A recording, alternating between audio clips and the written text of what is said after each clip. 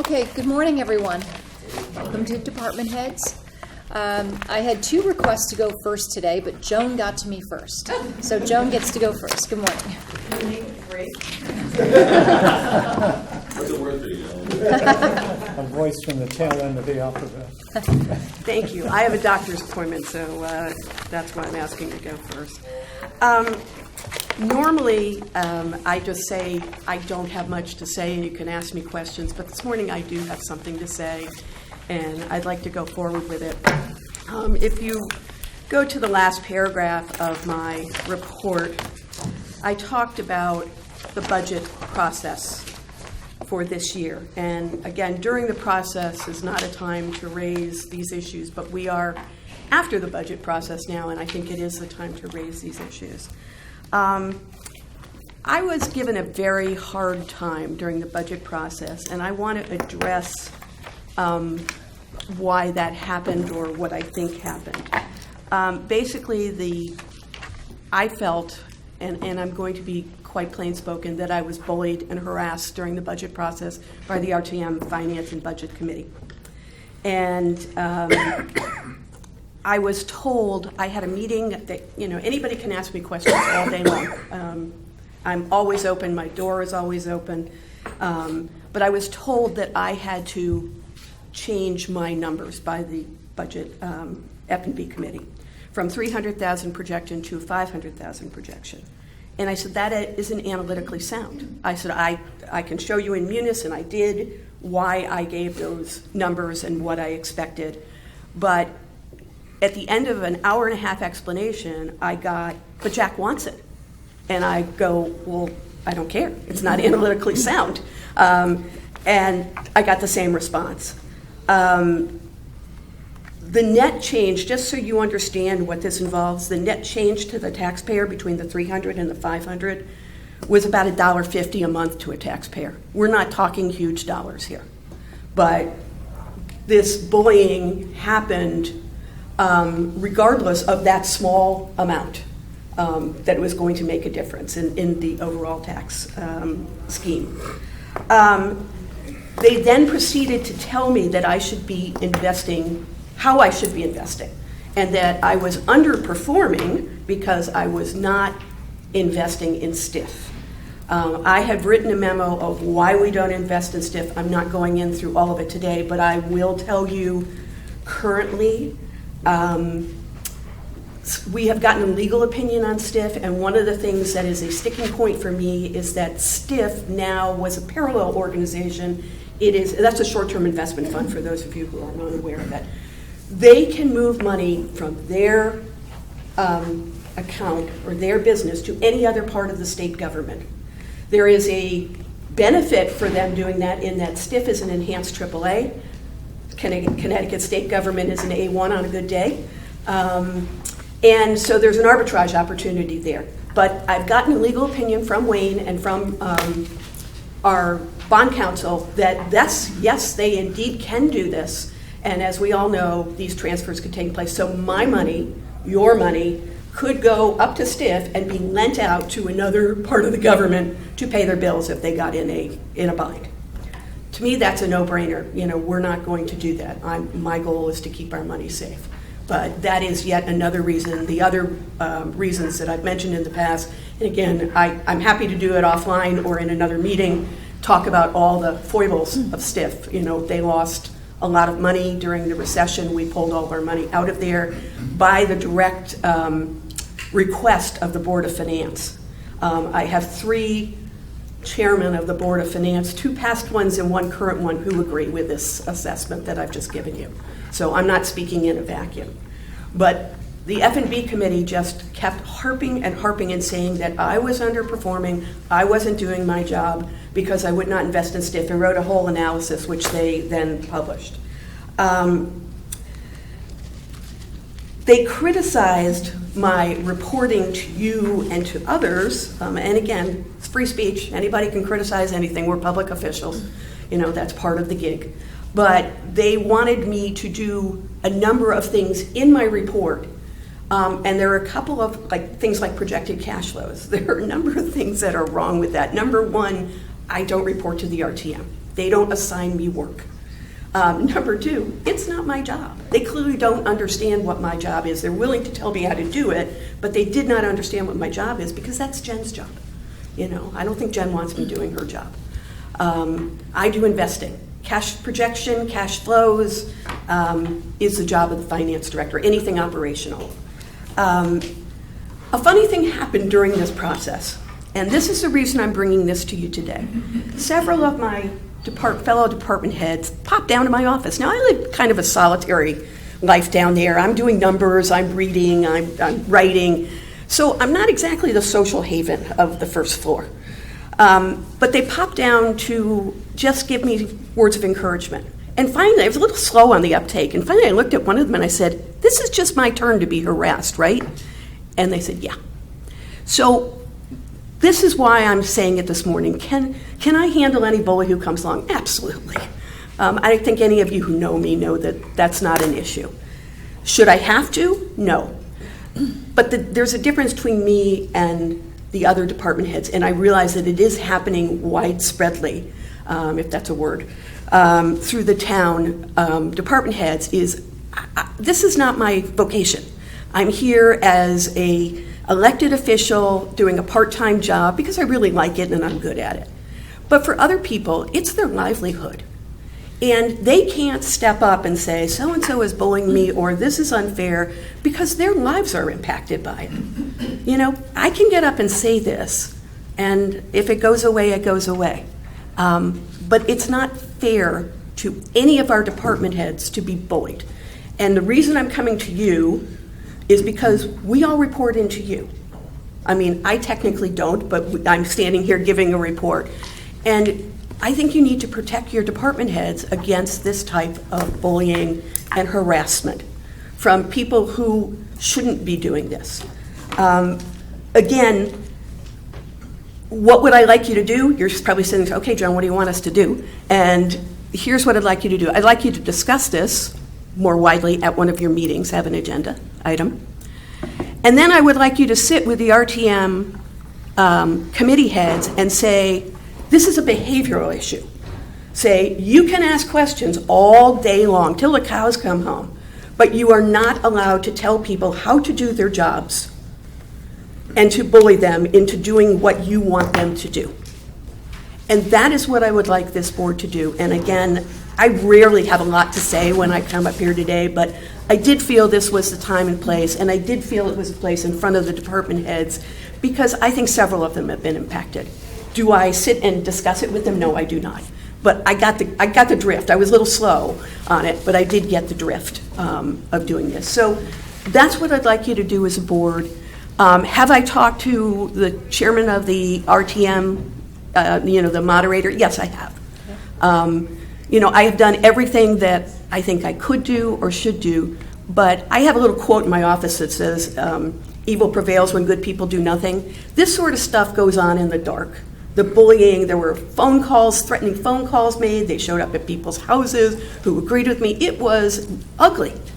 And I always I was sitting there saying, well, why? Why is, and I kind of joked and I said, what do? They think they're going to take away my birthday or something? I mean, it was a ridiculous thing to be bullied about, but it happened. It got into like this power game. Okay, thank you, Joe. We really appreciate your comments. We were largely aware of the situation as it was unfolding with the RTM. I do think it's important for everyone to remember that you are an elected official. The RTM members are elected officials. For everyone listening, department heads, if you ever feel bullied in any way by anyone, you have a path to communicate that, either through Kate, to me, to the Board of Selectmen. So we will take this up. That's all I ask. I don't know if I have to be honest, I don't know if we will discuss it publicly because we have no jurisdiction over the RTM, but what we can do is we can arrange a meeting with the appropriate parties and include the moderator. And we will endeavor to find a process that that disallows any kind of bullying or coercion going forward.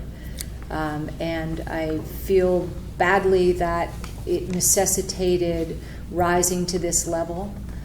Quite the way to kick off our quarterly department heads meeting. I apologize for doing it that way, but there was no choice. But we understand and we thank you for bringing it forward publicly, and we all endeavor to have a good, healthy, positive process. So we will work on that, and certainly try and hold those accountable for whom you feel you've been bullied. Thank you. I am opening at this point. I know there are some questions. Kip asked me offline last night, Kip, if you have any other questions about my earnings or anything in the report.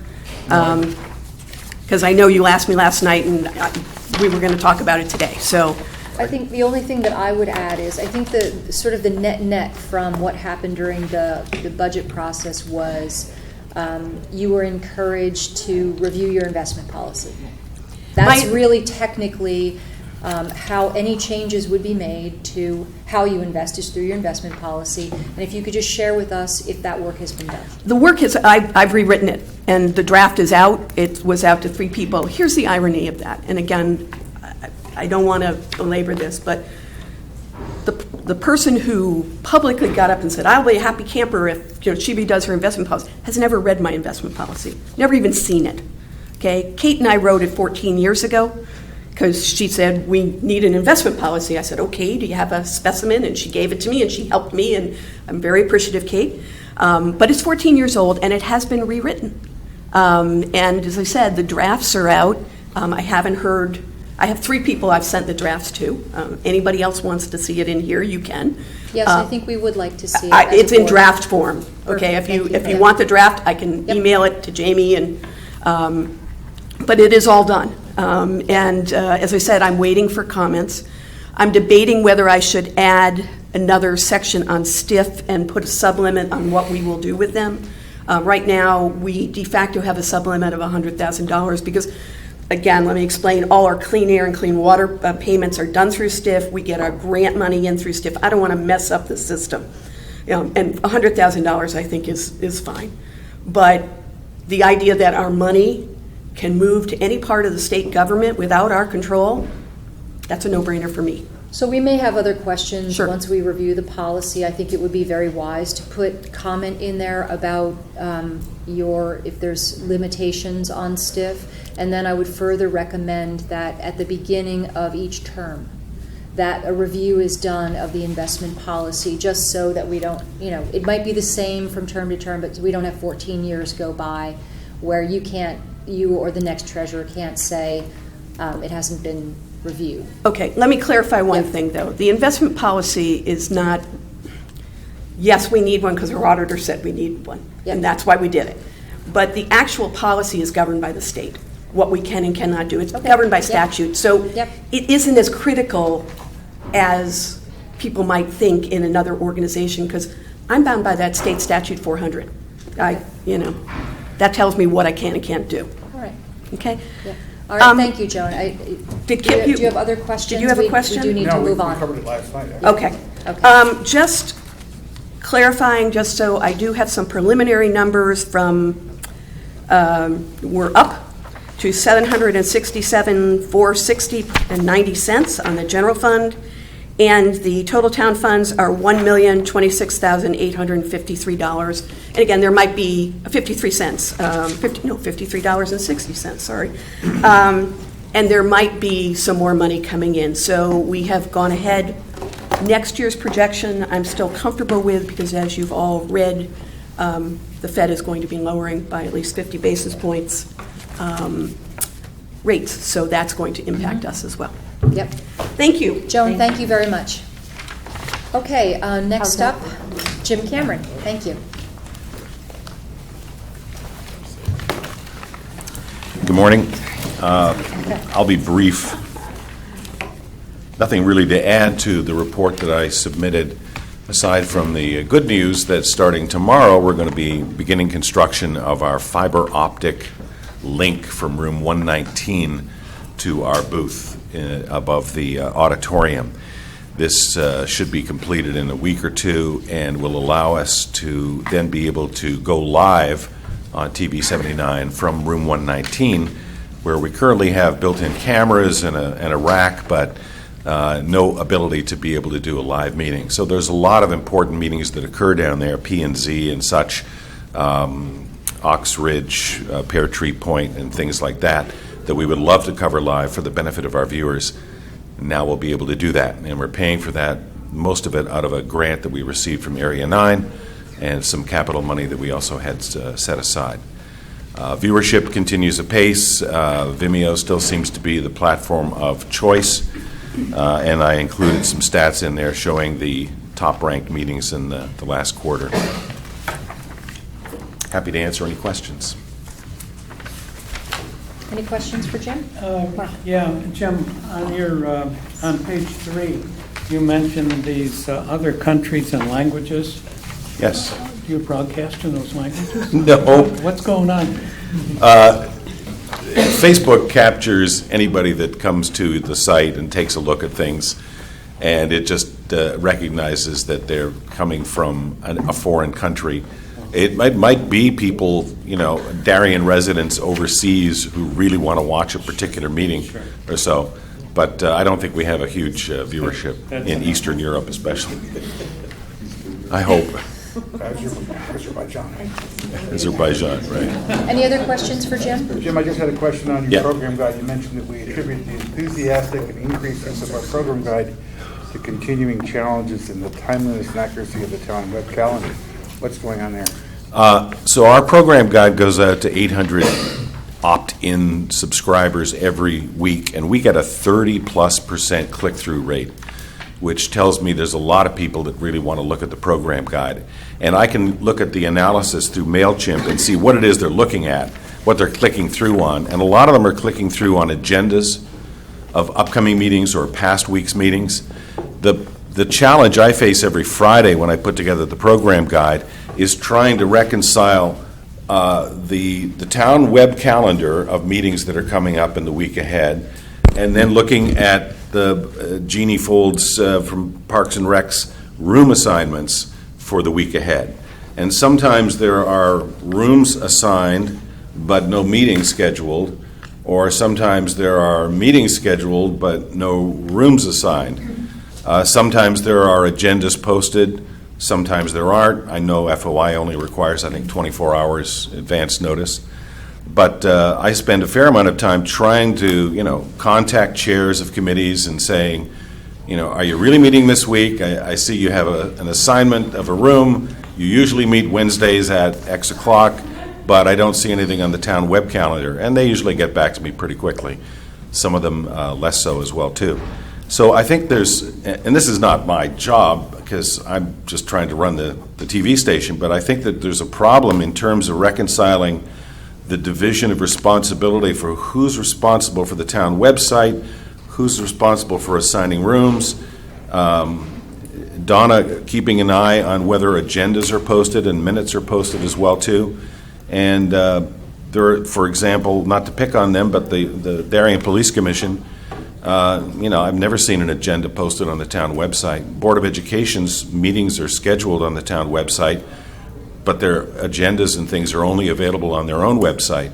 Jim? So looking at this just from the point of view of a citizen in town trying to figure out where is such and such meeting and what's going on, I think there's some confusion. And maybe that's why they're coming and looking at our program guide. I'm sorry, Susan. I didn't mean to interrupt you. One thing, and it's funny that you mentioned the police commission because I've realized where it is listed is under meetings on our website, on the town website.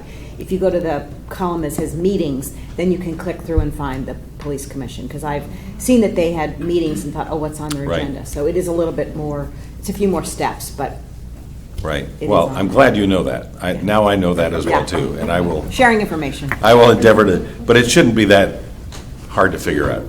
That's all I'm saying. Jim, I had a question. Why are you capturing gender in your studies? I'm not. The technology is doing that. That's Facebook that's looking at that information. And I don't know what else they're capturing either, Okay. that they're not necessarily revealing in those reports. But I put that information up there, just FYI. Yeah, it does seem to be more women than men, and I think that might be... Double.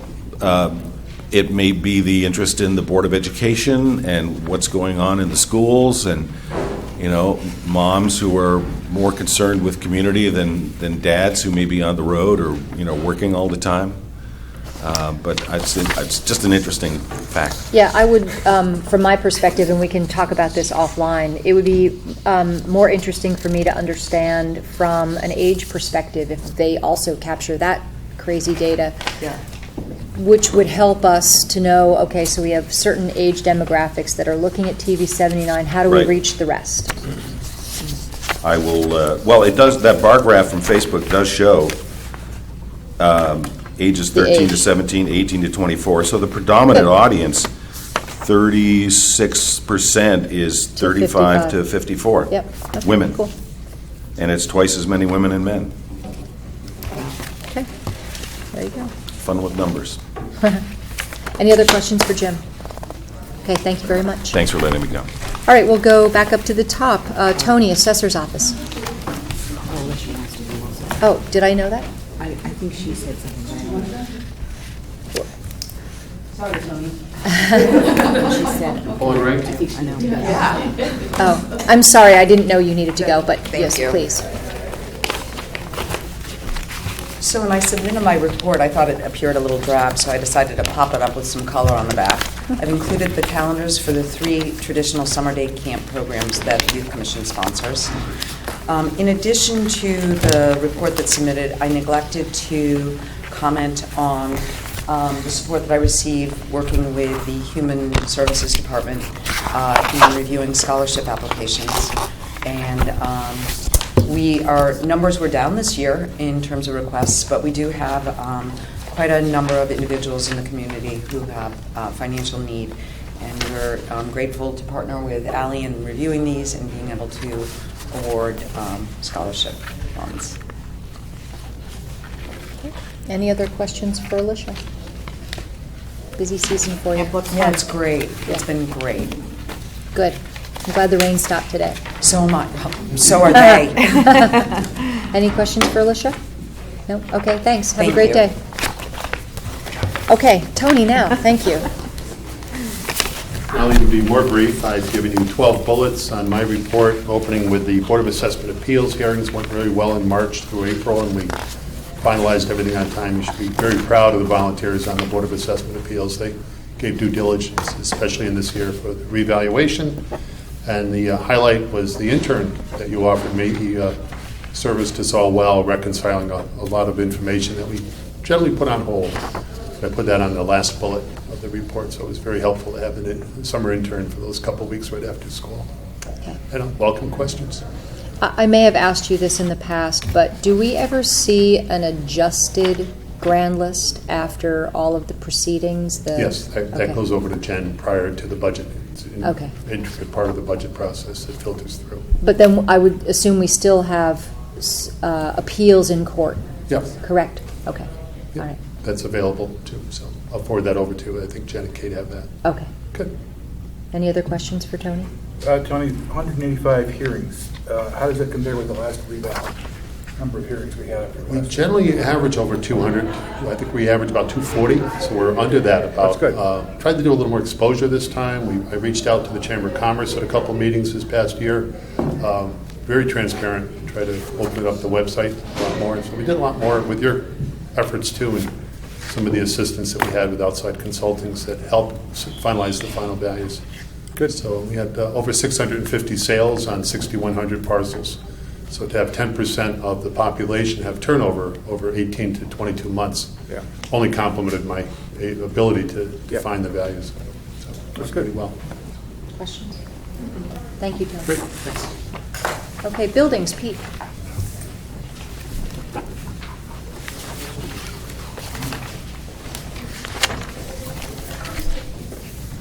Good morning. Good morning.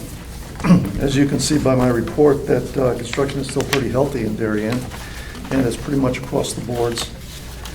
My featured project is the Oak Ridge Riding and Racquet Club. The clubhouse has a total occupancy load of 348 max. It's a mixed-use structure of assembly and business. It's fully sprinklered, 12,506 square feet. The dining area is 1,960 square feet, It has 6 single squash courts and 2 doubles. It also has the men's and women's locker rooms with steam rooms, a pro shop. Second floor is offices and storage and fitness room. There's no kitchen facility at this time. They're looking to bring an outside party in to do a kitchen, so they're getting their CO without the kitchen, and then they'll come back to us later for the kitchen facilities. The riding rink is an impressive sized building. It's 26,000 square feet of riding area. It's approved as a business use for riders and judges only. A judging viewing area of 636 square feet and a utility storage of 1,800 square feet. New projects in town are the Old Town Homes, of course, 55 units, 53 are 1 bedroom, 2 are 2 bedrooms. The Aquarian Water Company is redoing the RERAC water improvement project down on Hoyt Street. Stop and Shop is doing a complete renovation of its interior space over at Goodwives. Federal Realty has started some utility work over at the Heights. And Avalon was just issued 144 permits for different units of kitchens and bathroom redos. So we're quite busy. We're busy. Questions for Pete? Why is St. Thomas More so slow? Yeah. What is the problem there? Too many chefs. Is that right? Too many chefs making decisions. So, it's moving, but very slowly. That was supposed to be a year ago almost. They're hoping for September. They're like I said, they're working on their finishing, but it's probably one of the slower projects in town. Okay. I keep seeing it on the report. I wonder what. We think government moves slowly. I guess the Catholic Church moves even slower. Pete, do you have an estimation of when the foundation will be complete at Old Town Hall Homes? I just spoke with a super over there, and as I read in my report, they're 30% complete with the foundation work. Now it's a shorter foundation. This is a slab on grade. So I spoke to him and asked him for a realistic target date for when he'd be looking for his building permit, and he told me mid-August. And then I don't remember, is there a projection of how long that whole project will take? Not at this time. Not at this time. Hopefully faster than six. Again, they have their foundation permit, and as soon as they complete their foundation and have it surveyed and zoning has approved it, then we'll get going on the building permit. So I have their plans in my office now, and as I get some free time, I'm starting to go through it. It's fairly cut and dry building. Again, it's got 53 units over there. So it's a 3-story building, 1 building max. It's not the separate buildings that we used to have, so it won't be too difficult to do a review on that building. So I'm sure we'd like to stay in close contact with you for when the earliest possible time would be that our paramedics could get back into 701. Okay. Right now they're dislocated and soon to be relocated somewhere else. But we want to move them back in as soon as possible. Well, I think that once the site work, the foundation is done, where the big equipment is out of the way, and then there's no reason why that area couldn't be fenced off and separated from the construction site to where it would be usable again. Okay. All right. Any questions for Pete? Thank you very much. Thank you. Okay. Speaking of post 53, Darien EMS. Good morning. Good morning. How are you guys? Good. How are you? Well, thank you. Always nice to have new guests. If you could tell us who you are this morning. So my name is George Kroll. I'm president of Post 53. I'm the newly elected president. I'm filling in for Joe Larkovic today. He cannot be here. The second quarter report is pretty stagnant from other reports you've seen. Nothing pops off the page. It's very uniform, and it's flowing well. So everything's going well. You guys have any questions? Questions for George? How is it being president so far, George? It's busy. I've Yeah? had a few sleepless nights this week. But you're young. Yes, yeah. We're all starting driver training now too, so we're on the ambulance a lot more now that we can drive, and we're on Yes. duty far more than most. Yeah. Yeah. You might want to share with the department heads here about what happened last year with the driving. Yeah, so it's very complicated. So over the past few years, probably 3 or 4 years, there was a mishap with the state of Connecticut where they stated that we were only allowed to have 18-year-olds drive the ambulance. So that meant right when you turned 18 in post, you were on duty. You were pretty much sacrificing your social life and everything you do to post in order to keep post running. We were very worried about keeping afloat as we can't force our 18-year-olds to continuously drive 500, 600 hours a month. So we had to resort to Stanford EMS drivers, adult drivers, and it kind of clouded the view that Post had, where it's kid run, and that we are the ones who are leading the ambulance. But now the issue has been resolved, and we are able to drive the ambulance after 6 months of having our permanent license. So the earliest you can become a driver is around 17 years old.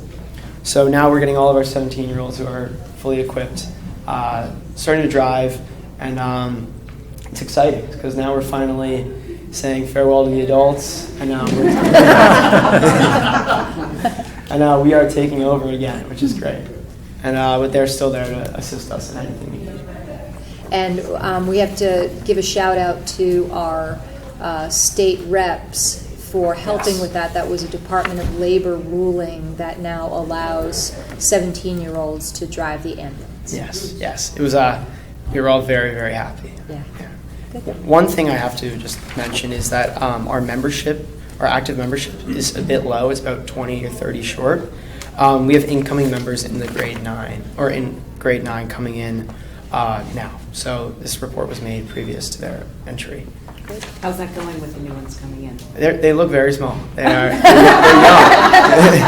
That was you a few years ago. It's interesting to see the progression and to see that they're going to be the new EMTs, the drivers in a few years. And president eventually, right? It makes me sad. It's fun.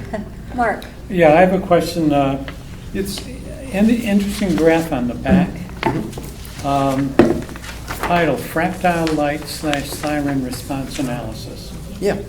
And then for the non-emergency, the response time seems, I don't know. For emergency, the response time is higher. Mm-hmm. What am I reading here? So the lights and siren response analysis, an emergent response would be completely like sirens on, lights going, cars parting our way. But then for more basic calls that aren't really necessary for us to travel at such speeds, we can go normal travel is what we call it, and that's just like driving down Post Road, going the speed limit. Okay, Yeah. I accept that. The blue line, what is the x-axis here? So that is the that's a great question. I didn't make It's the it. number of calls. Yeah, number of calls. You do that at Oh, percent. I thought If it you was. look at the numbers I below. thought it was time to respond. Oh, no. And that would Hour and a be half. The wrong way. Okay, number of calls, good. Thank Yeah, you. so our emergent calls, we respond to a lot quicker. That's more. I hope so. Yeah, That's exactly. fine. That's Yeah. fine. Thank you. Any other questions? Any other questions for George? Thank you very much Oh, for being thank here you, this guys. morning. I It's great to see you. To see you as well. Okay, emergency management, Mark. Morning. Morning. The only thing I'd like to add to my report is a couple things that are happening at the regional level and the DEMIS level. One, our weather pattern seems to be indicating that they're thinking correctly because they are working with UConn on climate study and how that relates to the emergency responses of first responders. So they're working to have UConn present to our region and how that's going to interpret into what we do going forward, budgeting wise, et cetera. They're finding a lot more of the fast water problems that we experienced over the weekend, et cetera. So I just wanted to bring that to your attention in case you'd like to bring something to their attention. The other thing is we're working on the grant and it's ready for your signature, so I wanted to bring that forward. We have a grant going forward for application for an elevation and also another one for the same house for an acquisition. So it's kind of given the state of Connecticut and FEMA the opportunity to decide what's more beneficial to the resident and also the town. Any questions? No, I have a comment for you on your monitoring the T-band. Yes. I was in Washington last week, and as good fortune would have it, one of our panel discussions was on technology with the FCC Commissioner, Jessica Rosenworcel. So I asked the question about the auctioning of the T-bands. Okay. And she said that it's a high priority to make sure that emergency responders have appropriate access to the channels that they need. In the same discussion, she also said that there needs to be an auction of spectrum, but she didn't relate the two. So I'm very hopeful, and Senator Blumenthal and Senator Murphy took note of the need to ensure that first responders are protected in terms of this T-band. So just wanted to let you know the message went to the Excellent. the source. Thank you. Okay. Appreciate it. Yeah. Any other questions for Mark? Okay, thank you very much. Okay, finance.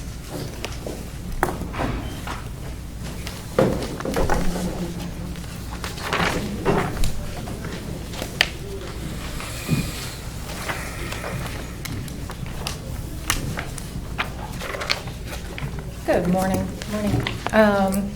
I just want to highlight that we are working on closing out fiscal 19. You do have a financial report that was everything that was posted as of probably the second week of July. So we're still finishing up final postings. We'll be wrapping that up. The auditors will be back on site the week of September 9th. Other activities in our office are going to continue to focus on improving our use of our two systems, Munis and OpenGov, and working on fully utilizing both of those systems. And just to give you kind of a preview of where we think fiscal 19 is going to end up, we expect that revenues will exceed expenditures by about $1.2 million. With the closeout of inactive funds that occurred this year, we should see an increase to fund balance of about $1.5 million. Our big surpluses on the expenditure side are in our reserve for capital non-recurring because of conservative budgeting on state revenues, and in our contingency fund, we haven't had to move much out to our departments. On the revenue side, our big misses are the building permits that we expected for the redevelopment projects, but that's offset by better than budget on tax collection, state revenues, and interest income. Great. That's good news. Any other questions? Go ahead. Jen, would you say the department heads did a very good job of budgeting if you didn't have to use a lot of contingency? Yes, I think they did a good job of budgeting as well as administering their budgets. Thank you. Agreed. And the town administrator did a fantastic job. Okay, very good news. Mark, do you have a question? Just a quick question. Under plans for upcoming months ongoing, what is TCM? That's Tyler Content Manager, and it's like an electronic file storage. Thank you. That will allow us to get rid of some paper, correct? Maybe not get rid of it, but probably shove it in a drawer and never have to touch it again. Great. Thank you very much, Jen. Jamie, before you leave, on page 2, the various performance measures, what's the time frame we're using here? You have, is it the fiscal year you're basically talking about? Yes, through June 30th. Okay. So, I just didn't update my heading. all right. Thank you. Okay. Thank you. Fire Marshal. Morning, all. Morning. Nothing really to add. I just wanted to highlight that we did lose 2 of our part-time inspectors. One left to take a full-time position with the town of Seymour, and the other one left to take a position with Fairfield Health Department. But we were successful in recruiting 2 other part-time inspectors. One is a lieutenant with Westport Fire Department, career, and the other is just recently retired from the Stafford Fire Department as an assistant fire marshal. So both have started, both are getting up to speed and hitting the road. One of them was hired as the blight officer / fire inspector.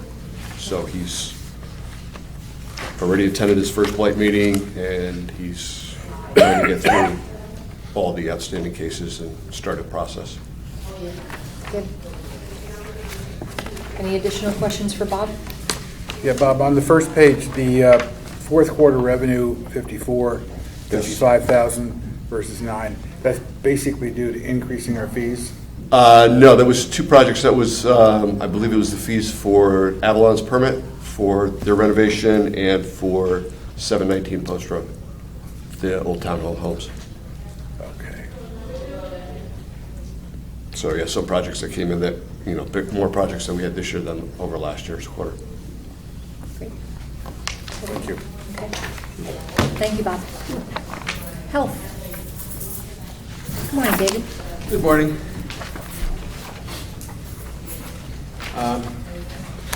Let's start off by saying that several years ago we did an extensive study of our beaches and water quality, seeing when bacteria levels would be high, low tide, high tide, and rainfall. And what we found was that every time we had over an inch of rain, we would have bacteria levels that exceeded EPA-established safety standards. So we close beaches routinely when we get over an inch of rain. So this is a notice that as of today, we had 2 inches of rain yesterday and this morning, so beaches are closed today. So, and that was the genesis for us doing the DNA study that we've been working on and presenting on for the past couple of years, was to try to establish what's the source of that bacteria. The study that we did hasn't really been conclusive to the extent of saying where bacteria are coming from, other than to tell us we don't think that it's human sewage that's causing that, so the risk, public health risk associated with the bacteria that's out there, we don't think is that high, but we're not absolutely certain. This is state-of-the-art testing, this DNA study that we've done.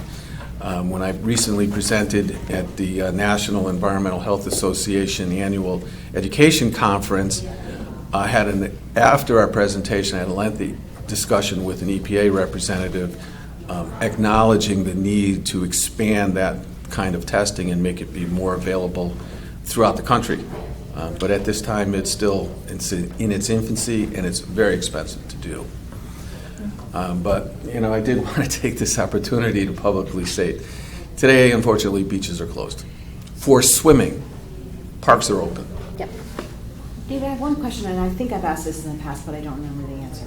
So I can think of 3 private beaches in the town: the Bay, Norotan Yacht Club, and Tokenique.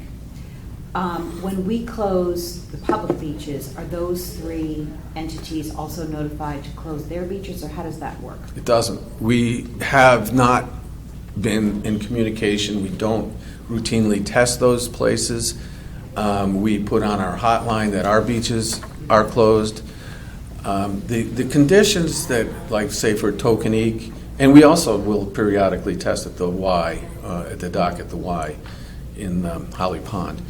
But we do not test in private beaches. We don't think that that's our responsibility to do. But those beaches are kind of unique in that there's not really the storm drainage discharges that are occurring near them the way they are, say, at Weed Beach. We have storm drain that comes all the way down near Water Road and discharges there. So, and again, I'll cite Tokenique. Tokenique has no water that runs into that area from road drainage. It's just the localized Crescent Beach.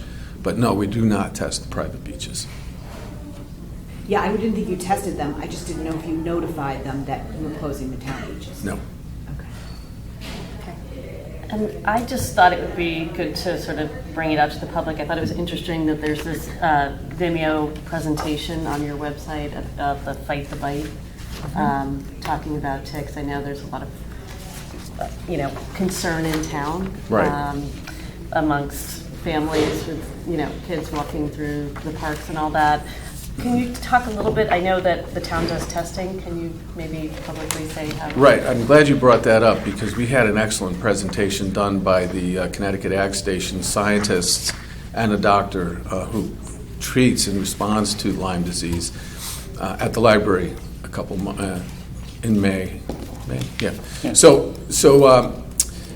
what we do is we do accept ticks from residents, or anyone for that matter, and send them to the Ag Station for testing to see if they've got any disease-causing organisms. And then we the lab will get back to folks and let them know to contact their doctors. We also will follow up with residents in the event of a positive result. And as you can see, the numbers are high with ticks this year that are infected. So, the best precaution is check yourself after you've been outside. One of the things that we talked about at that meeting was the fact that, 30, 40 years ago, the biggest things to worry about when you were outside in the woods was poison ivy and bees, right? So, but today, ticks are everywhere. And, that's one of the things that, again, at the National Environmental Health Association was brought up as far as climate impacts and changing what it is that we're facing as risks. Years ago, we didn't have ticks. We didn't have mosquitoes that were infected with West Nile. So, yeah, we have to be careful. And, we do send the ticks out for testing, and the results are usually back within 5 days. There's a wonderful service by the Ag Station, somewhat unique to Connecticut, very proactive. Yes, well, as someone who has had Lyme, I think it's amazing, and I think that's why I just wanted to send it out to the public while we can. And it is definitely worthwhile taking a look at the Vimeo that's on the website, because the presentation was terrific. These folks work really hard, and it's easy at times to criticize some of the work the state does, but that particular organization is fantastic. They do great work. Thank you. For those who are watching from home, David is stating that almost 50% of the ticks submitted are carriers of Lyme or other associated diseases. So it's a real problem here. And also remember that even if you're not outside, but you have pets, your pets bring ticks into your home and in contact with you. So be sure to check your pets as well for any ticks. We had somebody come in yesterday with 4 ticks that they found on themselves and their children. Oh my. There's a lot. David, thank you very much for your legislative session work this year. There was a lot to keep pace with, but I appreciate your diligence on that. It was a challenging year. There were a lot of potential major impactful bills on local health departments that, fortunately, I'm sure they're not going to go away. The issues are not going to go away. The blood lead levels, it's an issue. Building code issues. So they aren't going to go away. The question is, can we make sure that if we're going to adopt these bills, can we have the funding to have the staff to do the work? And that's the real issue. It's not so much they're bad bills, but without funding, we just can't do it. Any other questions for David? Okay, thank you. Thank you. Okay. Human resource.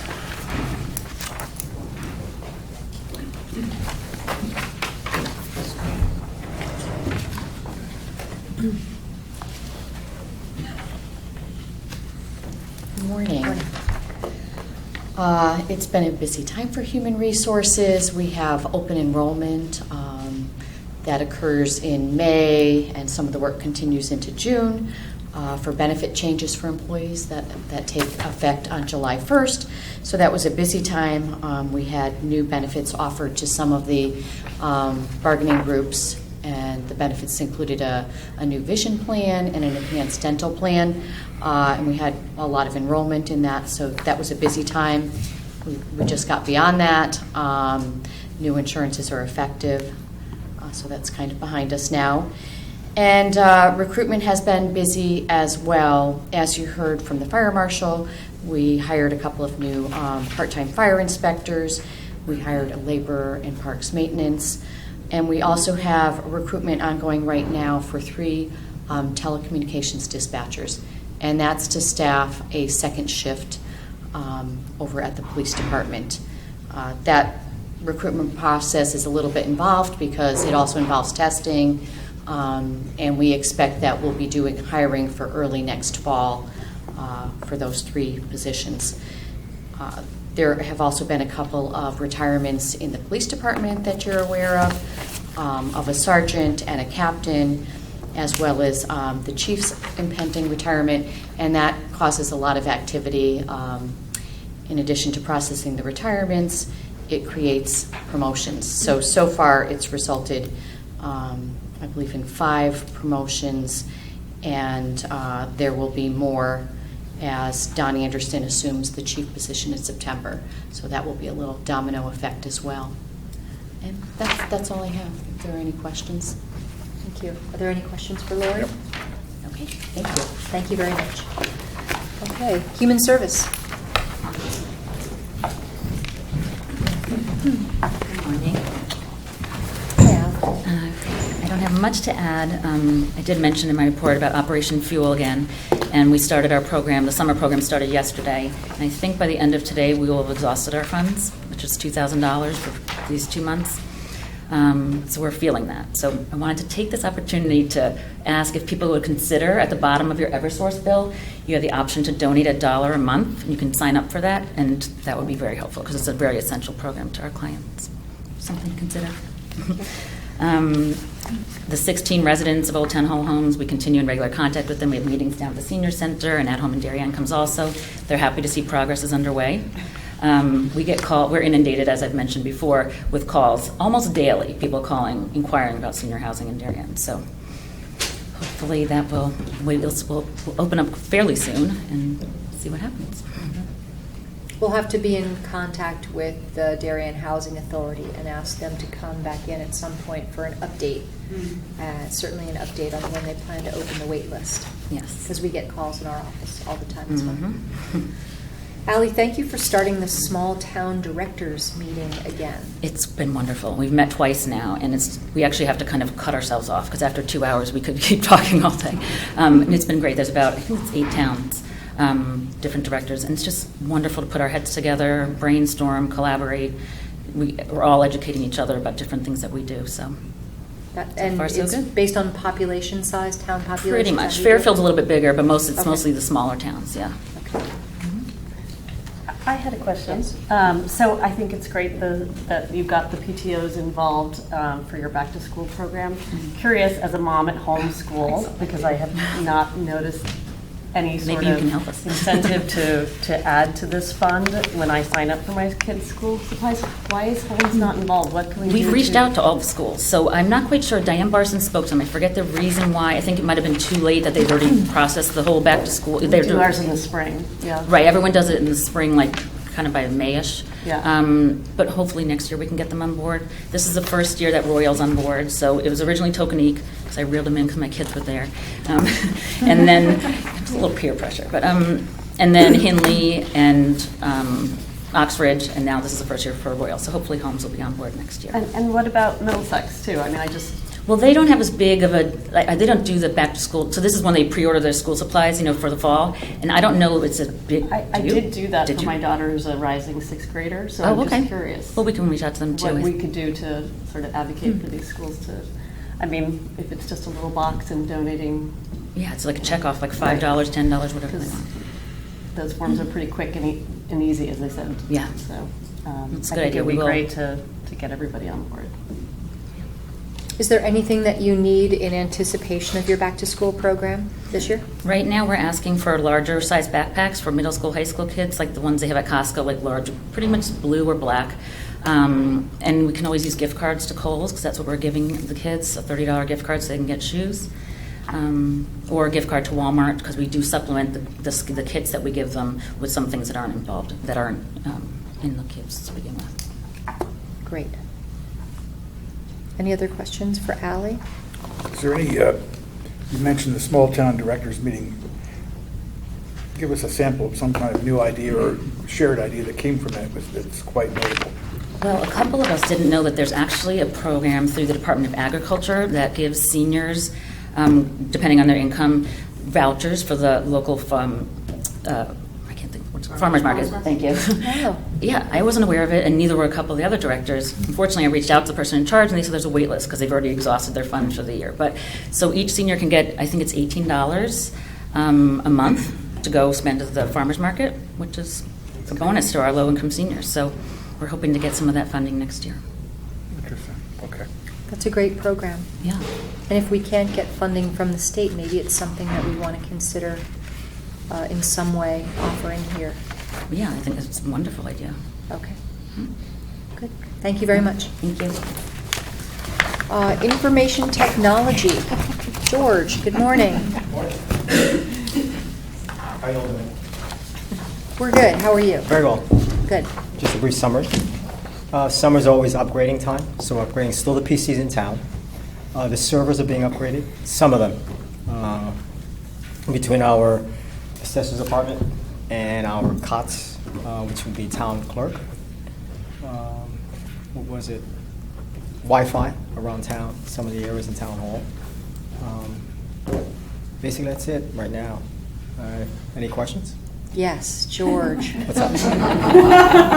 What is going on with the phone system and Frontier, and why does the rain affect the Frontier phone system? The issue really was, obviously, it's not us, it's external. It's probably the equipment that's coming into our main area here within Town Hall. Okay. James, our telephone person, has been working with them. Systems go down. It's difficult. I mean, the weather has a lot to play with it. I wish it wasn't so awful in respect to this past time that it happened. So I think what I'd like to ask is for us to be in contact so that Kate and I can understand what the resiliency plan is and the communication plan so that we know sooner that the system is down rather than having folks just pick up the phone and realize they can't make a call. There's the only thing with it was that there's also an auxiliary. It was a failover system that we had in place. And obviously that didn't work either. Right. That's the hole we were in. Yep. But I'll make sure Jeff knows. Okay. Yeah, I've communicated with him, so just want to stay in touch with you guys. And we know that when problems crop up, it's an opportunity to make the system better. So look forward to working with you on that. Okay. Okay. Any questions for George? No? Okay. Thank you so much. Okay, guys. Senior Center, Beth.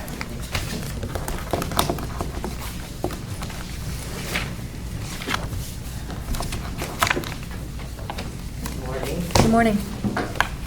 Well, my report stands. We are expanding our services to escorting people in and out of the building during the dredging project, parking, Thank you. valet. The company is wonderful, but it's been a little bit difficult with some people. But we are seeing 90 to 100 people a day in spite of that. So we're getting better and more efficient, and even communicating with them. We had a lady yesterday who decided to come around the building while one of the diggers was there, and she was waiting for the digger to move for her to get by. So there's those kind of things that are still occurring. So we're watching pretty much in the morning till after the lunch period to make sure that everybody's safe and sound, and doing a little bit more hands-on than we probably thought that we would have to, but that's okay. We're getting through that.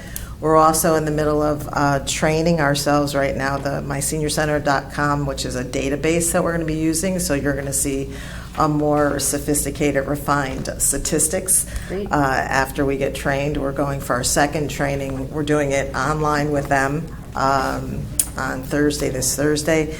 We have close to 2,000 people to put in with all the information from soup to nuts. So it's a process. We're doing inputting in our spare time, and we have 3 very trusted volunteers that are helping us as well, since some of the information is sensitive. Mm-hmm. So we're doing that in the midst of the summer, and we're looking for a closing the week of, I believe it's August 18th to the 23rd, for our annual maintenance and cleaning, extreme cleaning, which will be good.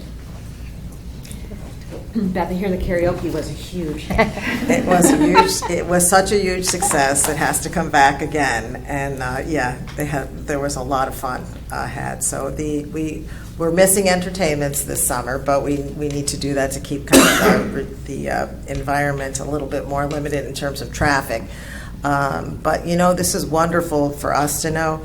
If we're getting 90 to 100 people a day for a lesser program that we're running, basically most of our programs are running, but a lot of our instructors also take vacations too during the summer. It speaks to how the program's grown in the 5 years. So it's a really good way of looking at the virility and the growth of the program too. So And how they just love being here. yes, It's which great. is great, which is great. So. Okay, well, thank you for understanding and helping out with the logistics. And there's not been one complaint from the seniors either. I have That's to great. say, they're all good citizens. So they understand it has to be done, and there's no complaining happening. So that's an added benefit too. So perfect. All right, thank you. Thank you, Beth. Beth, Yes. just a question on the attendance on the back. It goes down from April through June. Is that normal seasonality, or is that because of the construction? It's because of the construction Okay, happening. that's why. Yes. Thank you. Thank you. Okay, Parks and Rec.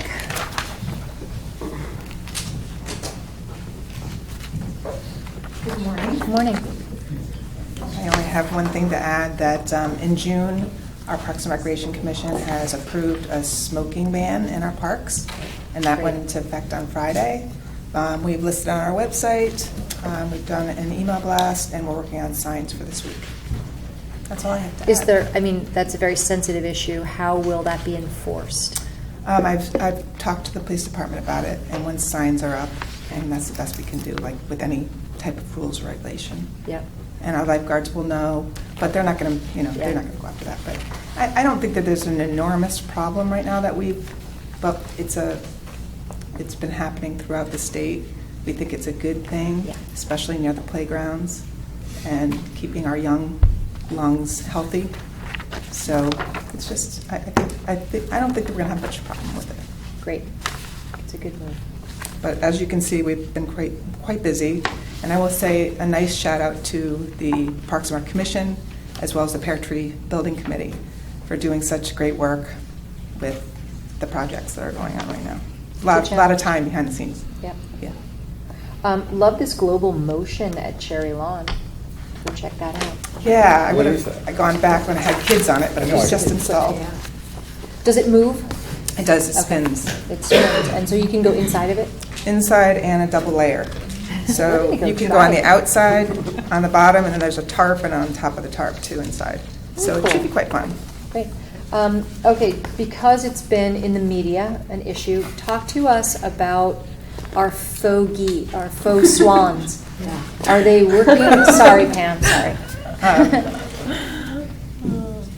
I've been told through the company of the denier anyway, which is the equipment. There's 3 pieces in the pond. There are solar lights that work at night, trying to disturb the sleep, quality of the geese's sleep.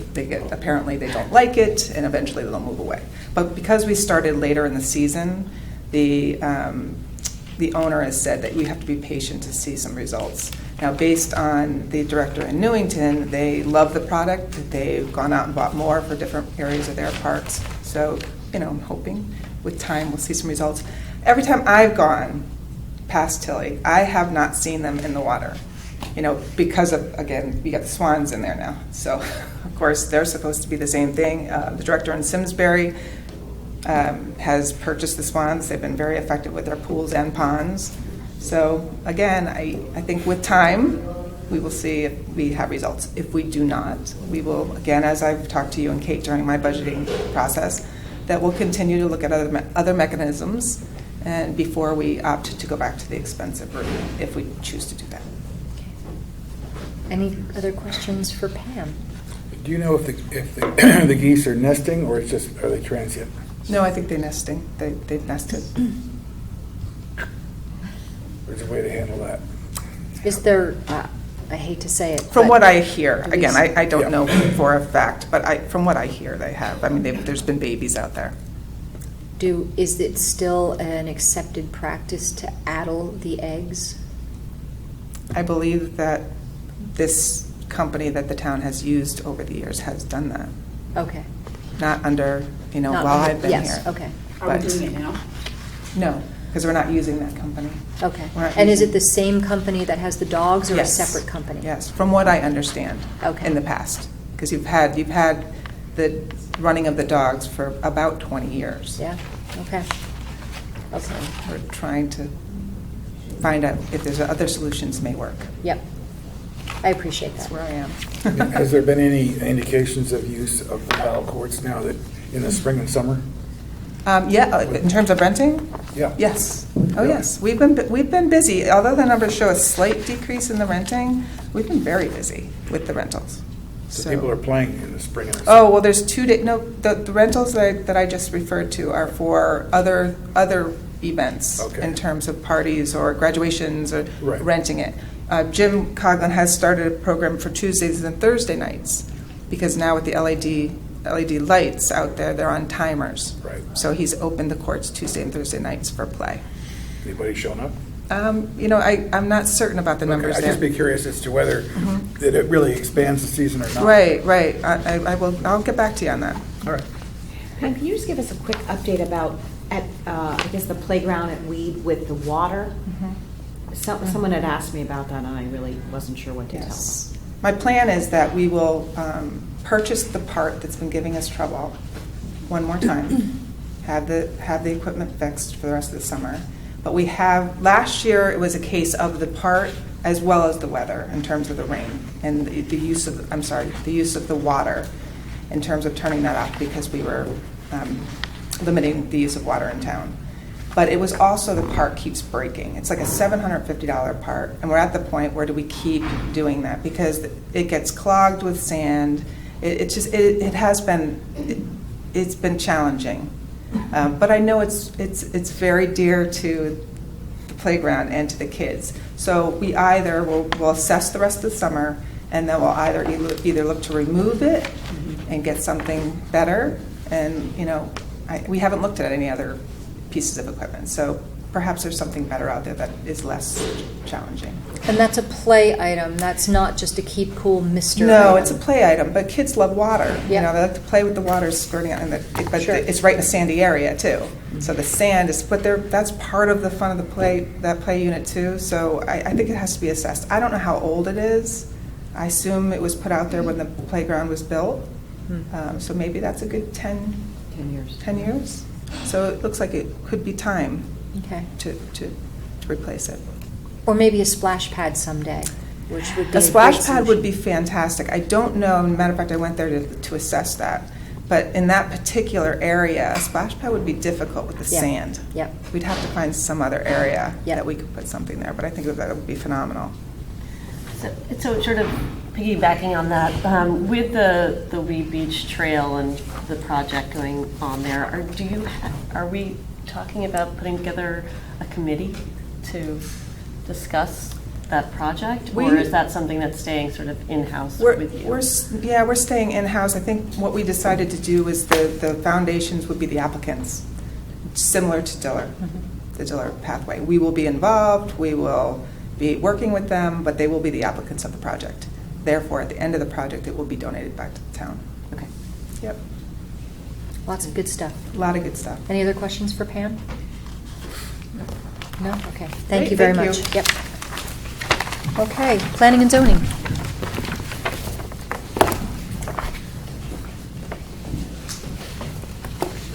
Good morning. Just Morning. wanted to thank you on the, I think it's the 4th page at the bottom, we talk about the work of our summer intern. This year, obviously, for a very small budget amount, we got a real good bang for our buck with our summer intern coming in. They're finishing up next week. George brought a lot of enthusiasm, was able to do a lot of projects, more mundane tasks, but able to accomplish a lot of things that we're not able to do on a day-to-day basis to really get our department organized, scan a lot of material, a lot of data collection, data gathering. So it's been a very successful program this year. Great. And we got to expose him to the work of Westcog as well. Yes, he was able to drive up to Sandy Hook, take a look, meet with Francis and some of the planners there, and was very excited about seeing firsthand how it all works. Good stuff. We're happy that we heard some news that there's some utility work going on associated with Federal Realty. Yes, Federal Realty has met with numerous department heads. Great. The Palmer family and their construction manager is meeting with numerous department heads later this week. Okay. They too hope to get started in a few months. but they are working on construction plans, drawings, phasing, and so you'll see a lot of movement probably starting September-ish in terms of things moving along. And I'm guessing you'll see demolition October, November, December over in the Road Heights. Terrific. My one question about demolition and then ultimately construction planning and phasing, will there be a dedicated traffic route for those construction vehicles so that we will know in advance where the trucks will be entering and discharging in that area, given how congested it is on a daily basis anyway? That's some of the things we're going to be talking about in the meetings with department heads. Okay. We talk about issues like that and getting everyone on the same page up front Okay. in terms of dirt on the road, Yep. truck traffic, figuring out how to minimize any impacts to adjacent businesses, maybe extra signage that needs to be put up Yep. during construction to keep everyone in the loop as to what needs to be done, if there's need for extra traffic, parking control, things like that. So a lot of these meetings are not only to inform them of the permitting process and what needs to be done, Yep. but to talk about what we see as issues going forward Sure. and trying to minimize those. Well, as you know, that with truck traffic for the length of time that these projects will take, we're going to want to notify the neighbors who will be impacted by the routing of the trucks. So the more the trucks can use 95, the better, but we know there's going to be impacts to local roads too. Right, sure. Okay, any other questions for Jeremy today? Jeremy, I just need to know, what's the new standard on this? Well, the standard, we've talked about performance measures, and that's the standard we've put together in trying to give folks a reasonable expectation of when their permits will be reviewed and approved. Certainly, the more routine, simple permits can go through a lot quicker. Certainly, it's seasonal as well. So, as Pete and I discussed earlier, in a time in late July, early August, permits will likely go through quicker than during the busy March, April, May season. But these are days. And these are business days as well. Business days, that's So, what I want to get to. Okay. Thank you. Any other questions for Jeremy? Okay, thank you very much.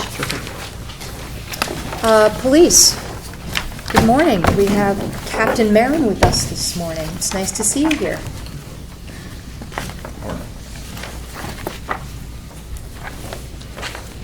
Morning, everybody. I'm Jerry Marin, for those of you who I haven't met yet.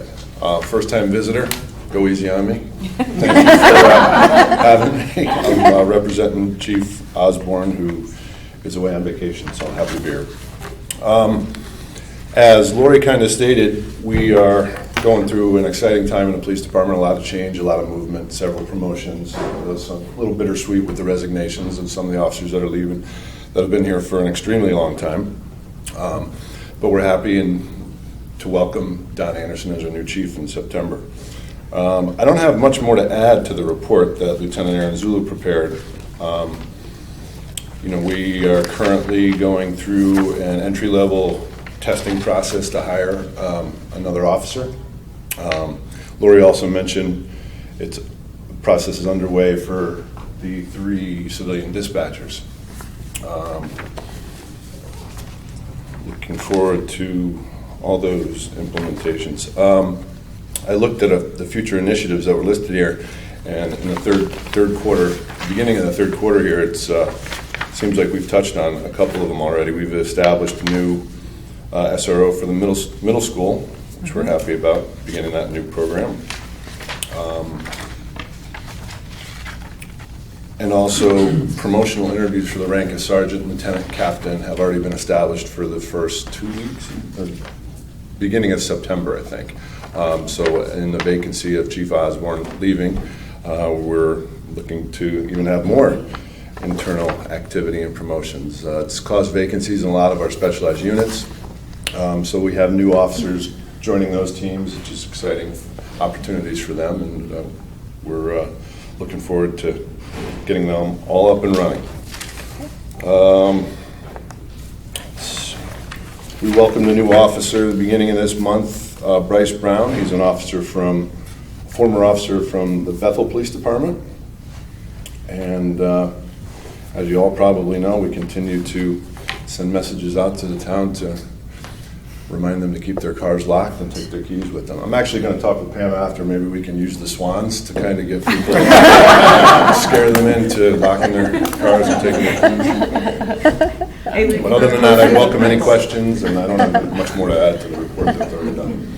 Can I ask a question about that? So when someone says their car has been vandalized for whatever reason, and an officer shows up, what's some of the people's responses as far as, I mean, obviously they have to admit that the car was opened and or the keys were in it.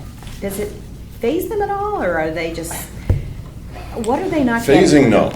And that's the disturbing part. And a lot of our statistics are kind of, we find out on our own. When we get one call and we check the rest of the neighborhood, we find 5, 6, 7 more that probably wouldn't have been calls to begin with. Wow. So through our canvas and the follow-up investigations is where we're discovering that there's several other incidents, and that contributes to statistics. Unfortunately, the beginning of this current quarter, I don't think the statistics are going to be as low as they were the previous 2 quarters, but I think that's because the warmer weather and there's other factors that contribute to it, but it's still ongoing. Our midnight shift, other than public safety, it's our top priority to try and be on top of this, but it's needle in a haystack type of thing. You can't be in every neighborhood at all times, and a lot of these suspects are on foot, hiding in the woods, hiding in between cars, driving with their headlights off, and stolen cars already. So it's kind of a battle. So I know this is an issue in all communities. Correct, What's yeah. your sense in terms of sort of like per capita? Are we the norm? I think we're below the norm. We're below Yeah. the norm, okay. Below the norm in car burglary numbers, and just to be clear, that's unlocked cars that are being entered, whether items are being taken or not, just simply being entered. I have a feeling per capita our stolen car rate is a lot higher than some of the other towns. Oh, okay.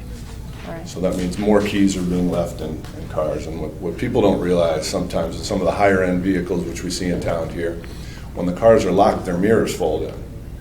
So at night, when you're driving around and you see a higher end vehicle with the mirrors out, that's an indicator to these suspects that the cars are already unlocked. And most of these are proximity fob type ignition systems. Yep. Most people, out of convenience, they like to leave their fobs in the car, and when they wake up, their car's gone. And involved in robberies, pursuits, and a lot heavier degrees of crimes in other cities. So it's challenging for the whole area. Interesting. Are there, I don't know what I'm saying here, but are there any sort of innovative policing opportunities, like unannounced sort of SWAT, where you bring in some outside resources on occasion to help canvass the town, to discourage? We've had the biggest level of success through our follow-up investigations and just networking with other agencies. We'll get occasions where other agencies will make arrests, and most of the time it's juveniles, and those juveniles are willing to speak to the agencies that have them in custody, and they kind of give or forecast information that may be beneficial to us that we can work with, saying on a Thursday night is the night that the kids are coming down from Hartford to look for cars in Greenwich, Darien, and New Canaan. Other than like saturation patrols and just targeting certain areas, it's all over town. It's not just the borders. It's not just the dead end roads. It's kind of all over. So there's no real prediction ability there. But I am happy to say that our detective division, as busy as they are, they have had some success with the follow-up investigations and making arrests. Okay. So we hope that that's a deterrent in its own, and can show that a town like Darien will invest its time in the investigations, and maybe it's not the best town to come to commit those types of crimes. Thank you. And it has been announced that Officer Stuart Schwenger is the middle school SRO, which is great news. Yeah. Stu is a 19-year law enforcement veteran. He also worked for the Norwalk Police Department for a short amount of time. He's been the SLO at Middlesex Middle School for several years. He's familiar with the staff there, and we're looking forward to getting him going in that position. Great. Okay. Any other questions for Captain I just Merritt? had a technical question. In the report, it refers to Q1. The way you look at it, that's the first a quarter of the calendar year? Correct. Okay. Where are you seeing the Q1 on the second? It's on the third page where The bar graph there? well, it has a bunch of Q1s, numbers for Q1. And I figured that we usually talk about it in fiscal year. That's why I merely asked what. I think the way this report was designed, it's the period from January 1st to March 31st. That's what I was Yeah. interpreting. And there's no true burglar alarms, just 284 false alarms. Correct, in this particular case. And true of the last quarter, too. Wow, okay. That's a good statistic, I would say. Yes. Oh, the only other notation I made in statistics is our infractions that were issued, so traffic stops that ended with a disposition of an infraction for this quarter was 154 more infractions than the previous. I think that can be attributed to our distracted driving campaign that we partnered with the DOT on, and that was in April, I believe. Right. Any other questions for Captain Merritt? Thank you. Thank you for being here. Thank you. Okay, Public Works. He's been hiding. Ed, you usually sit up front. I know, and the report's usually much bigger, Ed. No. 12 pages? No. I got here a little late, and Kip had asked that I pare it down from 15, 16 pages, so Darren did his best. Just a couple quick items. Public Works right now, we're extremely busy with projects that we started in the fourth quarter, and they're carrying over into the first. Between townwide paving and sidewalks, we have multiple utility companies throughout town that we monitor and we keep track of, the gas company and water company, some large projects there. And then we do have some bids that went out in June for the AC replacement at the Darien train station. We have also the Myers building demolition that we're going to be starting in the next couple months. And our town hall generator project just went out also. So we got a lot of stuff that's going on. We do have a dredging project, if you haven't noticed it. We're making headway. Anybody that has any influence in stopping the rain, I'd appreciate it, because we're having a struggle with that. But hopefully the next 10 days are supposed to show a little sun around here and no rain. We'll see if we can get back on track. As of last night, nothing floated down the river, so knock on wood, they're out there now trying to get ourselves back in order, working order. Any questions you may have for me? Questions for Ed? Ed, on the Heather Lane and Lake Drive connections, for years we haven't been charged for it. It's going to add to our cost now that we're going to be connected. We are connected, but we're just going to be charged for it now, right? We are now going to meter and be charged for the flows that go through there. Did they somehow charge us as an estimate before, or no? Our meters are supposed to be up in service in the next week or two. We are, by contract, supposed to start paying from last October. We will do an estimate for the first 3 quarters of the year. Yeah. We'll get a year's worth of meter readings. We'll go back and balance the books after that. But That's according to the contract that we have. We never had to pay for it before. We did not. They had, back in 2013, when they signed the original agreement, I believe the Stanford WPCA believed those numbers weren't as valuable, let's say, or as large a number that they would need to add that in. So they kind of bypassed on that for that time. They reconsidered those situation. So our costs will go up. They will. They will. Okay. And Eversource is still holding us up on connecting the panels up here? Yes, can you elaborate on that, please? The email I have this morning is that the Green Bank has finally signed off, and it was Eversource, now it was Green Bank. They're supposed to make payment this Thursday, at which time they can turn on all 3 systems. Good. Okay. That's good news. Any other questions for Ed? No? Okay, thank you very much. Thank you. Okay, registrars.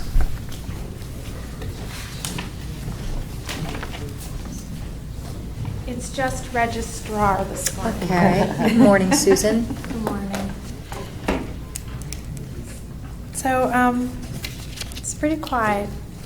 in the Fifth caucus is going. We do. We have the Republican caucus last night, and tonight is the Democratic caucus. So we've been assisting the Democratic and Republican town committees to get ready for that. We have done a proposal for you all, which we'll talk about, which we were working on the last quarter. We are basically training our assistant registrars and our moderators for the next municipal election that is in November. We revised over the last several years all of our training materials for all of our poll workers, and then the state just came out with their own materials just when we got ours perfect. Everything was done and working so well, and now they just sent us a huge manual of all their own materials, so we're going to have to incorporate them into our training program, which will take some time, but we'll have to interface them with the stuff that we're doing, because it's now, excuse me, I have a hoarse voice, it's now mandatory that the poll workers are trained in accordance with the SOTS training manual. And because of the election security issues, we're doing everything by the book. I sense you're as frustrated with the state as we might be too. There's a lot going on. The early voting thing, I don't know if I mentioned it in here. I guess I didn't put it in, but the Connecticut House passed the resolution to allow early voting in the state. And then it went to the Senate, and it didn't pass by 4 votes. And it's an issue because it doesn't mean it's going to be up in the General Assembly again next year. It really pushes it back several years because it has to be reintroduced into committee, and then it has to go to the floor, it has to go to the House and the Senate.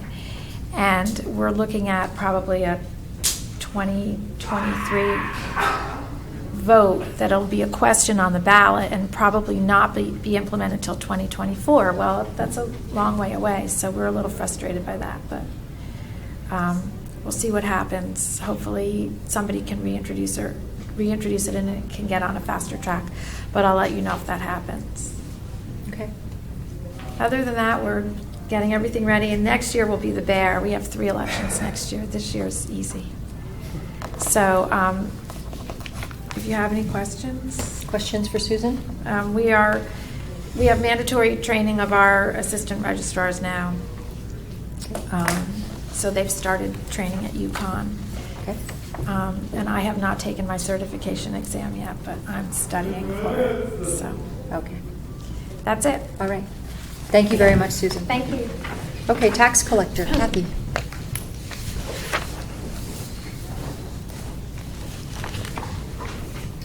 Good morning. So the tax office ended the fiscal year with a collection rate of 99.68. It was ahead of budget, but a little bit less than the prior 2 years, and I really try to outdo myself every year. And I believe that most of that is the real estate collections have been a little bit behind, and you see that in the liens that we had to file. It was 45 versus 31 the prior year. So, it's timing. The payments are going to come in. It's just a matter of we're going to get them this year versus, before June 30. In terms of other collection points, prior year taxes, I was below budget. Again, there are some properties that have been on the market. They're just taking longer to sell. They need to sell in order to settle the back taxes. So it's just a matter of I keep checking in with the owners, and it's just a matter it's going to happen when it's going to happen, and there's not much I can do to expedite it. And interest collections were just about on budget. So I don't know if you have any questions. It's a great collection rate, though. Yeah. Thank you. It is. Yeah. I mean, I always try know you're to tough on do yourself. better, but, Yeah. it is what it is. I knew I shook every tree I possibly could. We know that. Any questions for Kathy? No, thanks. Good Thank job. you. Yeah. Okay, town clerk.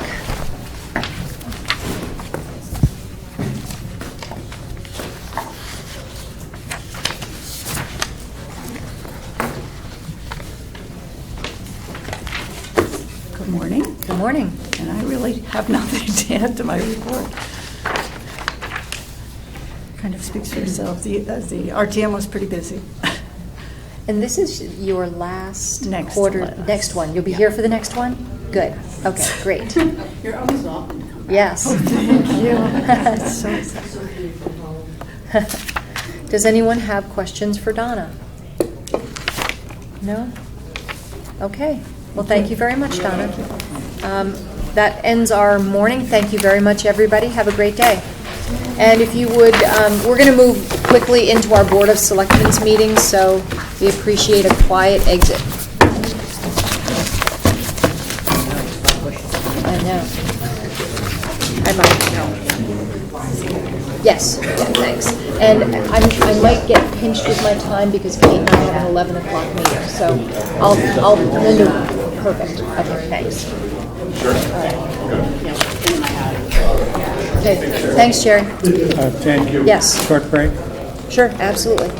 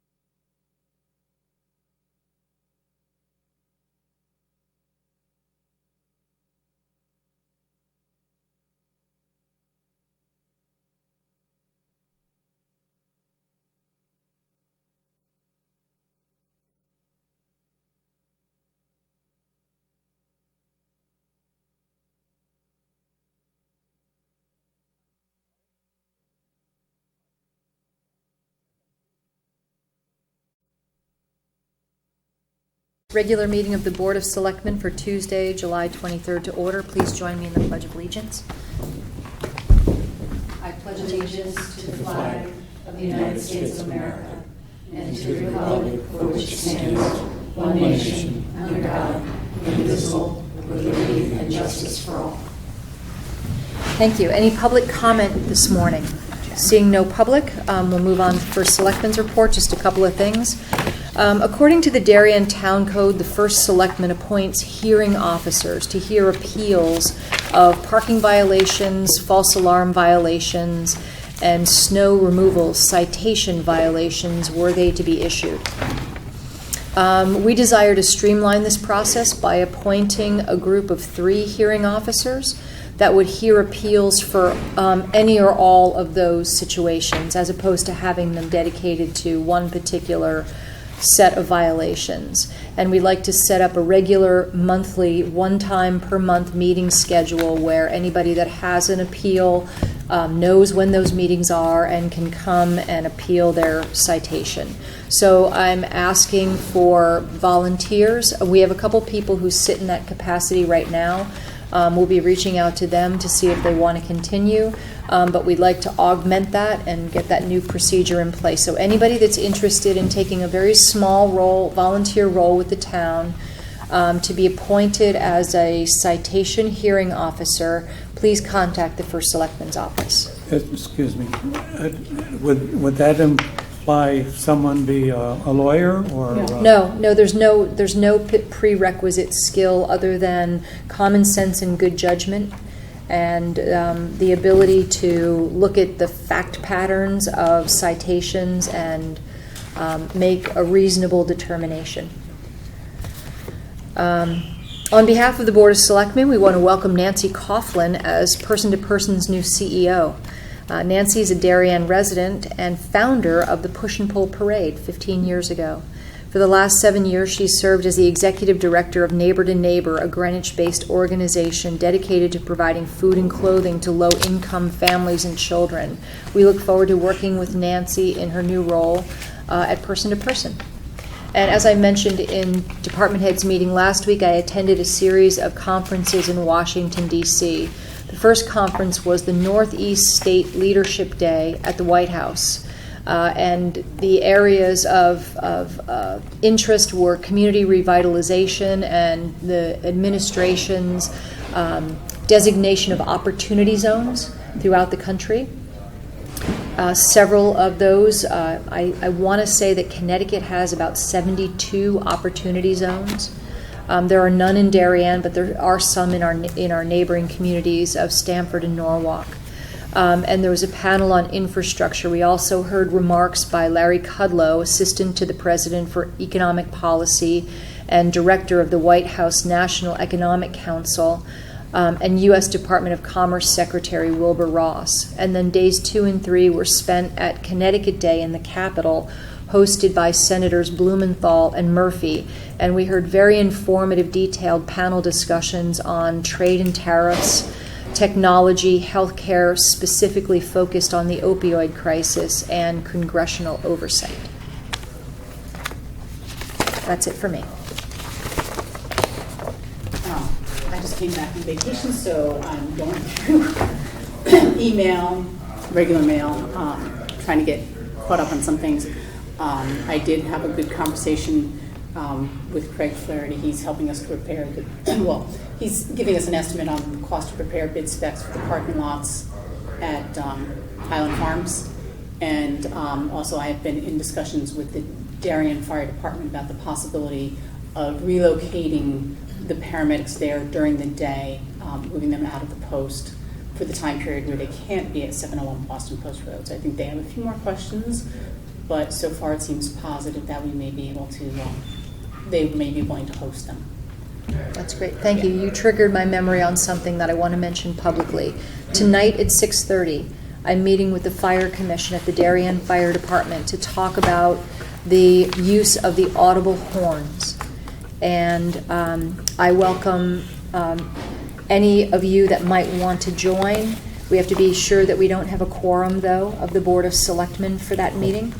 But I'm eager to listen to their point of view. I want to note that we have expressed a willingness to provide whatever technology is required to limit the use of the audible horns. So I'm very much looking forward to that discussion tonight, and I'll report back after that meeting. Okay, new business. Discuss and take action to accept and appropriate a grant from the Criminal Justice Information System Governing Board. I believe you received this MOU electronically, and then you have it in paper form in front of you today. So Kate and Jen can answer any questions that you might have. Really, I think what I'd like to say is Darien has been chosen as one of a small number of communities to test this information transfer system from our local law enforcement agency to the criminal justice court system. So it's a tremendous opportunity, and it's an honor for us to be selected for this. And basically an opportunity for us to get this software, because we're willing to be a test site, the state is going to fund it.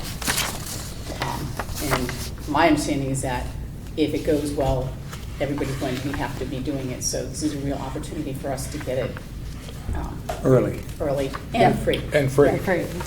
Well, you've answered my question, because my big question was, is Darien the beta test? And the Yeah, answer we is are. yeah. Yeah, correct. My question is about funding. It's a reimbursement grant, and I know that there are, things have to be approved before they get paid, but is there any reason to believe that Darien would be on the hook for any payments that ultimately were not authorized by the state but billed by TriTech?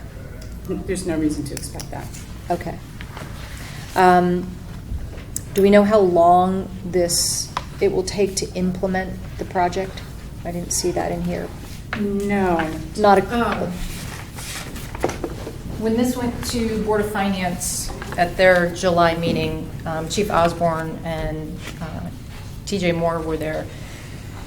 TJ didn't have an exact estimate because it's in stages, so they can't proceed to the next one until there's sign off and acceptance that each milestone has been met. So it will be probably several months, but he didn't have an exact timeline. Okay. And TJ is going to be one of the internal staff members that will help shepherd this project? Yes. Yes. Perfect. Okay. Does anyone have any other questions about either the memorandum of understanding between the town and the Criminal Justice Information System Governing Board, or the resolution that we're approving today?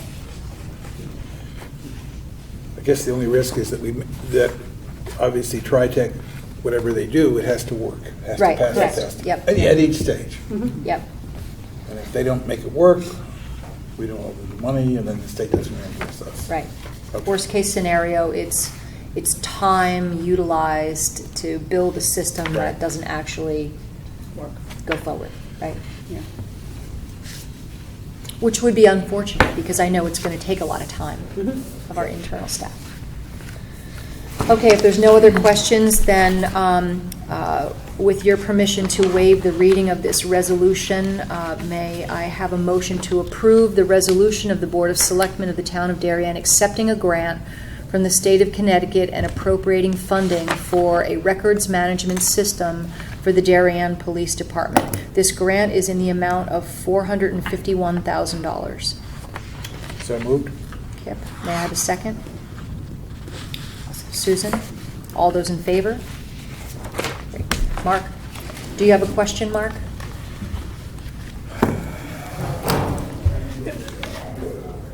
Yeah, I'm sitting here thinking about the amount of this grant shows the amount of work it's expected to be done. Do we have the staffing to be able to do this? The police department feels they do.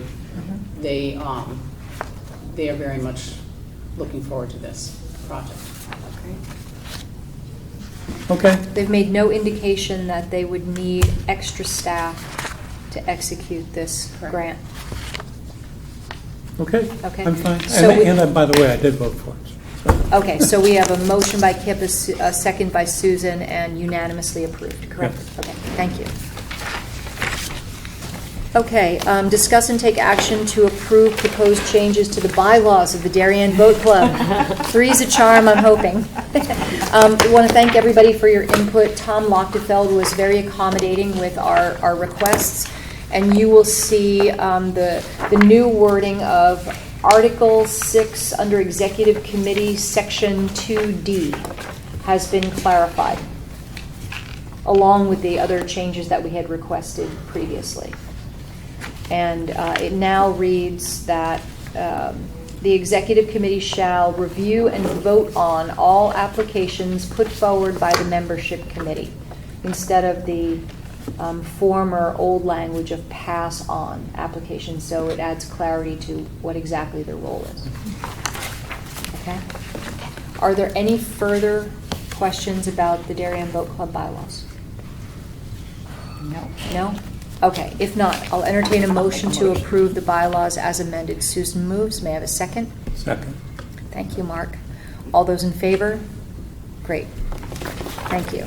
Okay, on to transfers.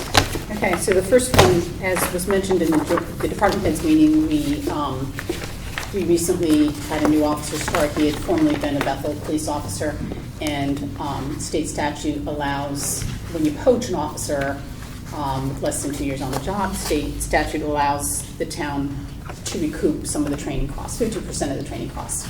So that's what this transfer is for.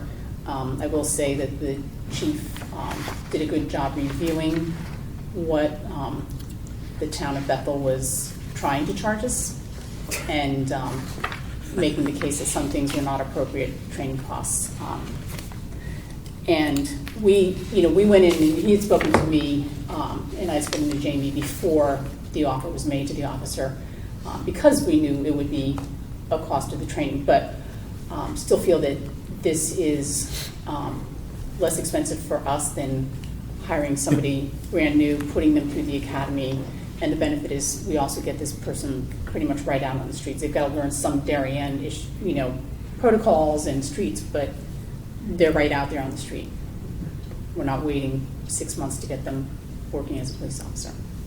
And there's a number of ancillary costs that add to that we won't be subject to. Yeah. Okay. Are there any further questions about the transfer of $30,302 from full-time salary to training services for this lateral transfer. No? I'll entertain a motion to approve. So moved. Mark, may I have a second? Pam? All those in favor? Great, thank you. Nice to get an officer from your hometown, Kate. I know, and one that came after I did anything out there, so.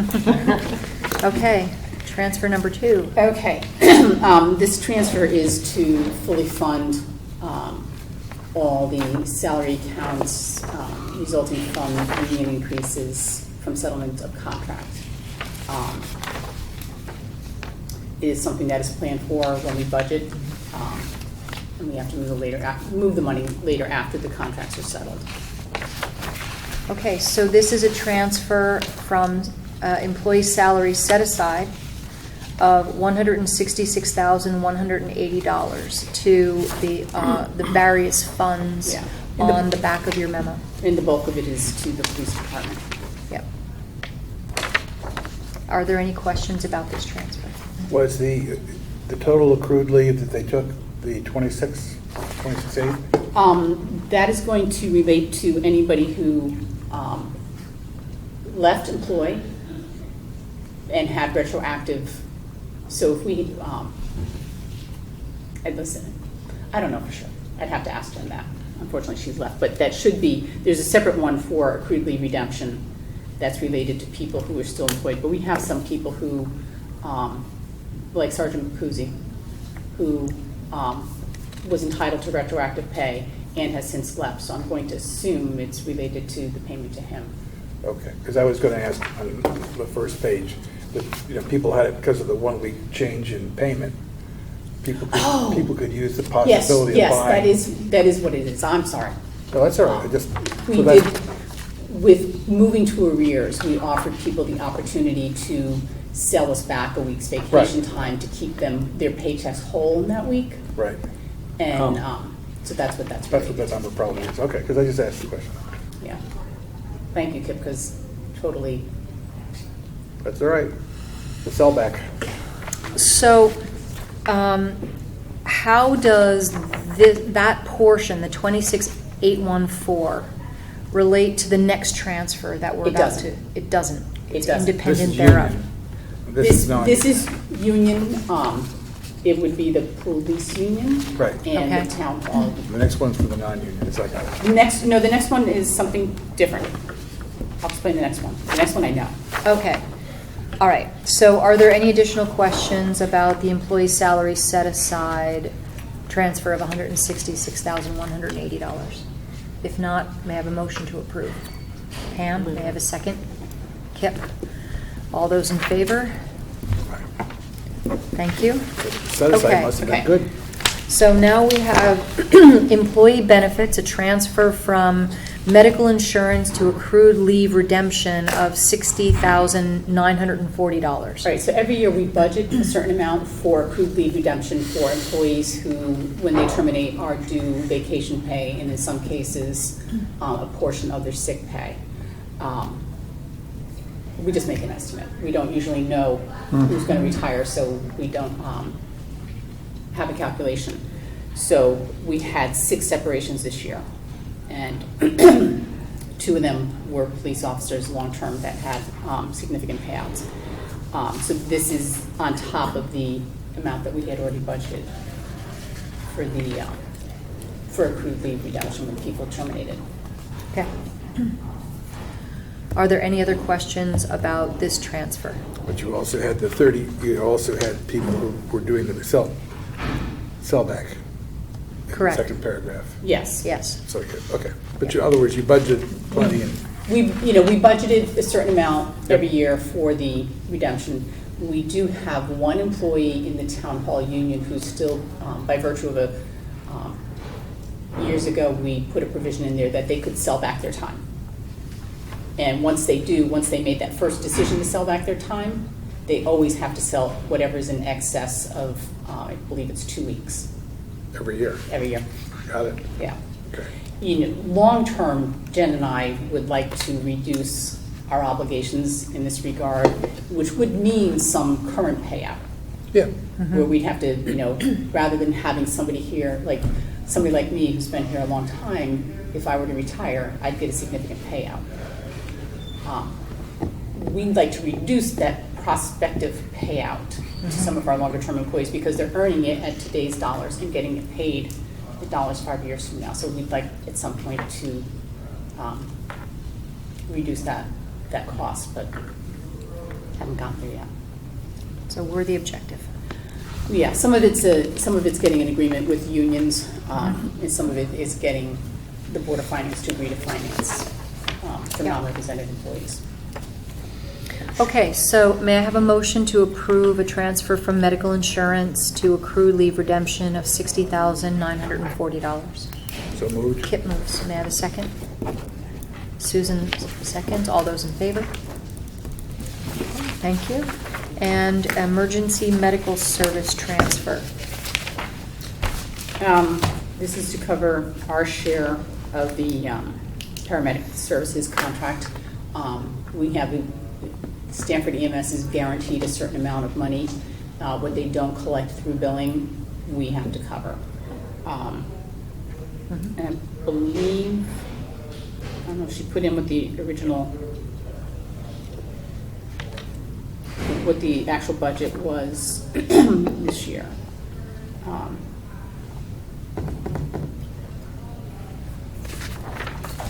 But basically, it's costing us $28,000 more than we had budgeted. And I think our budget was pretty low. I thought it was in the neighborhood of $50,000. I think you're right. I was going to say 40, but yep. We had reduced it from fiscal 2018 because of the call volume. Correct.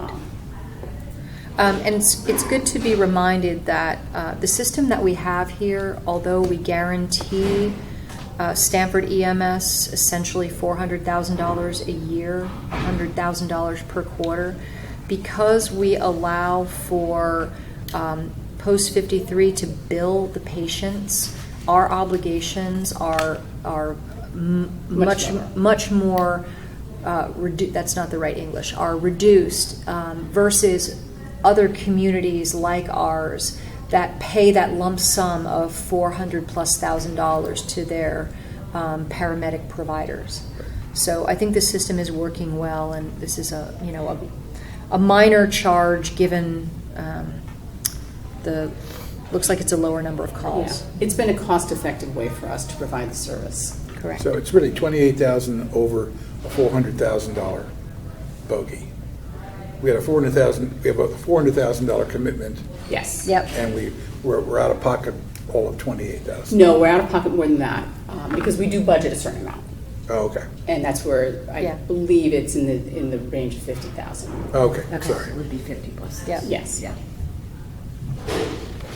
So this is a transfer of $28,627 from a combination of funds: contingency, equipment maintenance contract, CMed Emergency Communications, and Southwestern Connecticut EMS Council to paramedic services. May I have a motion to approve this transfer? Okay. May I have a second? Mark? All those in favor? Okay. Thank you. Agenda review. I know we have a few things that we already put on our agenda review docket that we will be taking care of in the coming 2 months. Is there anything additional that we want to add today? The only thing that I want to add, not for August, but probably for a September meeting, is to ask a representative from the Darien Housing Authority to come in for an Old Town Hall Homes update.